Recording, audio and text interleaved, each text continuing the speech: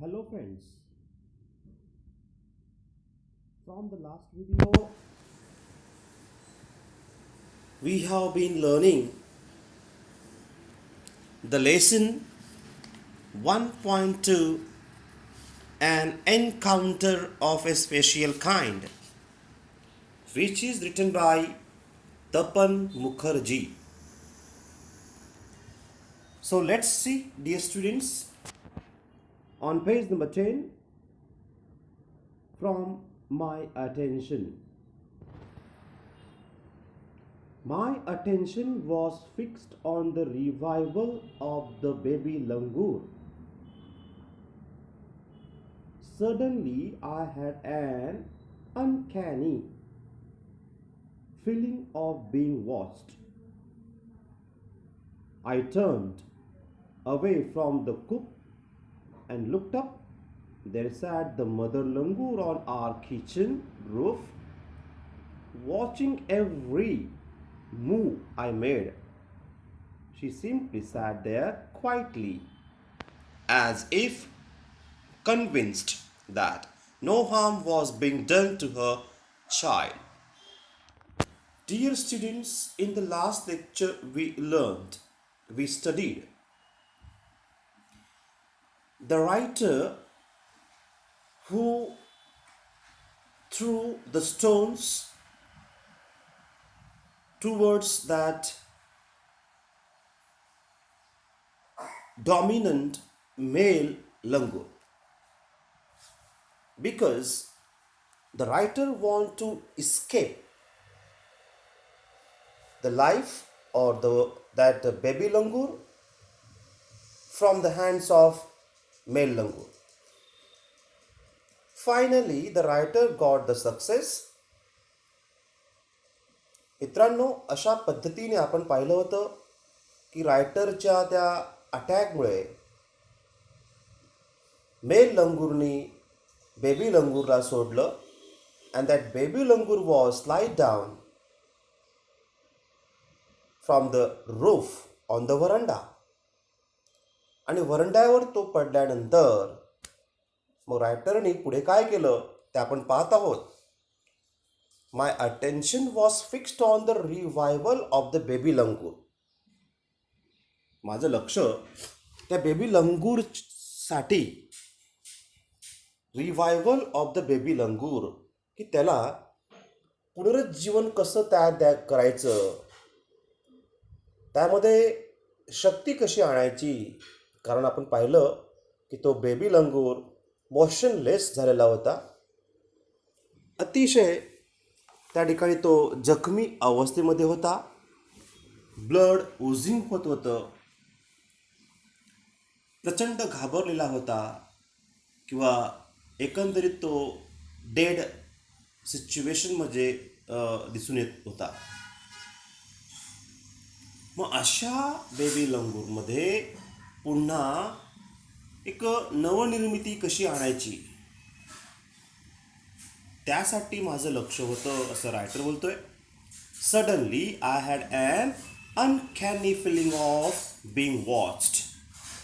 अनकॅनीचा अर्थ पहा. तर आपण जर पाहिलं, अनकॅनी म्हणजे विलक्षण. I had an uncanny feeling of being watched.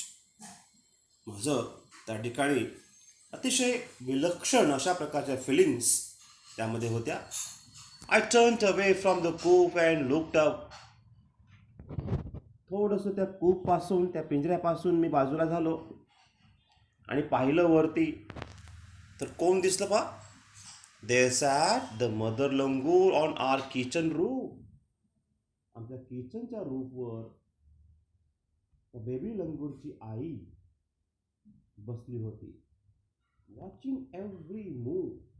प्रत्येक माझ्या घडामोडींवर, हालचालींवर तिचं लक्ष होतं. She simply sat there quietly. अतिशय शांतपणे वरती बसून ती पाहत होती. As if convinced that no harm was being done to her child. आणि खात्री करत होती की आपल्या चाइल्डला, आपल्या बेबीला कुठल्याही प्रकारचं हार्म नाही होत ना. हे ती पाहत होती. माझ्या प्रत्येक हालचालींवरती तिचं लक्ष होतं आणि तिच्या बेबीला कुठल्याही प्रकारे हार्म होत नाही याची ती खात्री करत होती. In this way she sat on the kitchen roof. Meanwhile, the baby sensed the presence of his mother and started to sob and cry a little louder. I retreated from the door of the coop to allow the mother access to her baby. Very nice. Paha. Meanwhile, the baby sensed the presence of his mother. मध्यंतरी त्या बेबीला आपल्या आईची उपस्थिती जाणवली and started to sob and cry a little louder. आणि मोठ्याने ओरडू लागला, हुंदके देत, sobbing. I retreat from the door of the coop to allow the mother access to her baby. आणि मी सुद्धा त्या बेबीच्या आईला तिथे येण्यासाठी अलाव केलेला आहे. Immediately the mother descended on the floor of the coop and picked up the baby in her arms. Descendedचा अर्थ बघा इकडे काय दिलेला आहे, मूव्ह डाऊनवर्ड्स म्हणजेच खाली येणे. तर अशा प्रकारे immediately the mother descended on the floor, तात्काळ ताबडतोब त्या बेबीची मदर तिथे येते, खाली येते. And picked up the baby in her arms, आपल्या बेबीला आर्म्समध्ये उचलून घेते. She gave the baby a thorough body inspection to check his injuries and then cuddled him tightly in her bosom. आणि पटकन ती मदर आपल्या बेबीचं संपूर्ण बॉडीचं इन्स्पेक्शन करते, बघते कुठे इंजरीज आहेत, जखमा आहेत. And then cuddled him. What is the word cuddled?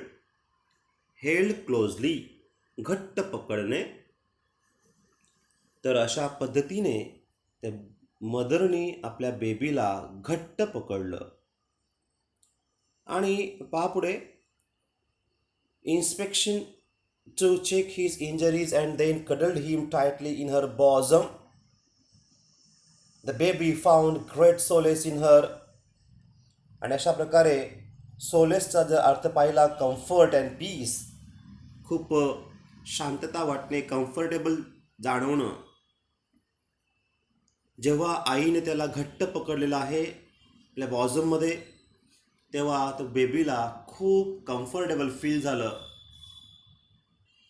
मित्रांनो, जर तुम्ही प्रश्न पाहिला बाजूला बघा, when did baby langur find comfort? काय उत्तर देणार? The baby finally found comfort when its mother cuddled him tightly in her bosom. Then the baby great solace and comfort. अशा प्रकारे हे पेज नंबर 10 आहे. Let's see page number 11. Caring arms. Mother sat still with the baby in her lap for a few minutes. काही मिनिटांपर्यंत baby आपल्या मदरच्या लॅपवर, मांडीवर बसलेला होता. It was almost as if she was pondering over her options and trying to figure out. पॉन्डरचा अर्थ आहे think over deeply, खूप विचार करणं. It was almost as if she was pondering, तिने खूप विचार केला. Over her options and trying to figure out how she could keep the baby safe from further assault. Assault म्हणजेच येणारा धोका टाळण्यासाठी आपल्या बेबीला कशा प्रकारे सेफ ठेवायचं ह्याबद्दल तिने खूप विचार केलेला दिसला. For a few seconds, the mother langur looked straight into my eyes. मित्रांनो, पुढील ह्या लाईन्स अतिशय इम्पॉर्टंट आहेत. जेव्हा आपण हा लेसनला सुरुवात केली तेव्हा सांगितलं होतं की ह्या लेसनमध्ये ॲनिमल आणि ह्युमन बिईंगचं जी बॉन्डिंग आहे, जे रिलेशन आहे, जे लव आहे, ते कशा पद्धतीने एनरिच होत असतं ते दाखवलेलं आहे. सुंदर रिलेशन या ठिकाणी आहे. पहा, ते बेबी आपल्या मदरच्या लॅपवर बसलेला असताना that mother was deeply thinking, pondering that how she could keep the baby safe from for the assault. पुढील जो ॲझॉल्ट असेल त्यापासून आपल्या बेबीचं रक्षण कसं करायचं यासाठी ती विचार करत होती. At that moment, at that time, the mother langur looked straight in to my eyes. त्या मदरने माझ्या नजरेत नजर मिळवली. Even today I can not forget that look in her eyes. अतिशय सुंदर. आज सुद्धा ते लुक, तिचं ते पाहणं मी विसरू शकत नाही. Even today I can not forget that look in her eyes, showering silent gratitude on me. जणू काही तिच्या त्या बघण्यात ग्रॅटिट्यूड, कृतज्ञता ती व्यक्त करत होती, शॉवर करत होती माझ्यावर. For saving her child. कशाबद्दल? तिच्या चाइल्डला, बेबीला वाचवण्याबद्दल. I was overwhelmed by the emotion. आणि अशा प्रकारे तिथे मी पूर्णपणे तिच्या त्या इमोशन्सनी ओव्हरवेल्म्ड झालो, मंत्रमुग्ध झालो. मित्रांनो, तर हे जे वाक्य तुम्ही पाहिलं ना, तर तुम्हाला दिसते पहा, just see, I was overwhelmed by the emotion, full stop घेऊया आपण इकडे. या वाक्याचं तुम्हाला करायचं आहे change the voice. Change the voice. कसं बरं करणार? इथे ह्या वाक्यामध्ये आय सब्जेक्ट आहे, वॉज टू बीचं रूप आहे, ओव्हरवेल्म्ड V3 आहे, बाय आहे. ह्या तीन गोष्टी जर तुम्ही पाहिल्यात, या तीन गोष्टी याच्यावरून दिसतं आहे की या वाक्यामध्ये पॅसिव्ह व्हॉइस आहे, ॲक्टिव्ह नाही. पॅसिव्ह व्हॉइस आहे. मग या पॅसिव्हचं जर आपल्याला ॲक्टिव्ह करायचं असेल तर कसं करणार? तर पहा, बायच्या नंतर हा जो बाय आहे त्यानंतरचे वर्ड्स पुढे घ्या, म्हणजे द इमोशन पुढे घ्यावं लागेल. पहा आता, द इमोशन पुढे घेतला. त्यानंतर वाक्यामध्ये जर पाहिलं, वॉज आहे, टू बी प्लस V3 आहे, याचा अर्थ सिम्पल स्ट्रक्चर आहे. सिम्पल स्ट्रक्चर जर असेल तर आपण सिम्पल टेन्स घेतो. सिम्पल टेन्स कोणता इकडे? इथे वॉज आहे, म्हणजे भूतकाळ आहे. म्हणजेच तुम्हाला या पॅसिव्हचं ॲक्टिव्ह करताना सिम्पल पास्ट टेन्समध्ये करावं लागेल. सिम्पल पास्ट टेन्सची पॅटर्न, रचना कशी असते? सब्जेक्टच्या नंतर V2 असतो, क्रियापदाचं सेकंड फॉर्म असतं. द इमोशन आपण घेतला सब्जेक्ट म्हणून. आता V2 काय घेणार? इथे V3 काय बघा, ओव्हरवेल्म्ड, तोच V2 असणार, ओव्हरवेल्म्ड.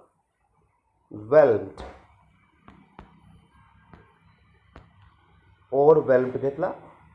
त्यानंतर इथला सब्जेक्टला ऑब्जेक्ट करायचा, तो आहे आय, त्याचा मी करायचा, सेकंड फॉर्म. झालं उत्तर. The emotion overwhelmed me. अशा प्रकारे I was overwhelmed by the emotion या पॅसिव्ह व्हॉइसचं रूपांतर ॲक्टिव्ह व्हॉइसमध्ये आपण केलेलं आहे. The emotion overwhelmed me. Next one बघूया. तर अशा पद्धतीने त्या ठिकाणी त्या मदरचं जे लूक आहे, जणू काही ती आई आपल्या बाळाला, बेबीला वाचवल्याबद्दल माझं ग्रॅटिट्यूड व्यक्त करत होती. I was overwhelmed by the emotion. आणि त्या इमोशन्सनी मी सुद्धा मंत्रमुग्ध झालो होतो. The sentiment and the way she said thanks to me. त्या सर्व सेंटिमेंट्स, फिलिंग्स, ग्रॅटिट्यूड जणू काही मला थँक्स देत होत्या. There sat a universal mother holding a stricken child in her lap. मित्रांनो, सी द वर्ड्स युनिव्हर्सल चा अर्थ जर पाहिला, existing everywhere, involving everywhere. Existing everywhere, अस्तित्व असणे. आणि स्ट्रायकनचा अर्थ बघा, to be hit hard, suffer, त्रास. There sat a universal mother holding a stricken child in her lap. आपल्या मांडीवर अशा प्रकारे तिने त्या बेबीला बसवलेलं होतं. So dear students, here we are going to stop. We will meet soon in our next video. Till then, take care. Bye.